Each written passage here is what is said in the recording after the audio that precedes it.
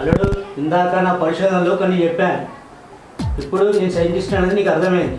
నా పరిశోధనలో ముఖ్యమైనవి చెప్తా విను. బర్రెపుండు కాకికి తీపి, హీరోయిన్లు పొదుపరులు, పొట్టి వస్తువులు ధరిస్తారు, ఆల్కహాలు మత్తెక్కించును. బర్రె పుండుకు కాకికి తీపి, ఆహా. హీరోయిన్లకు పొట్టి దుస్తులు, ఓహో.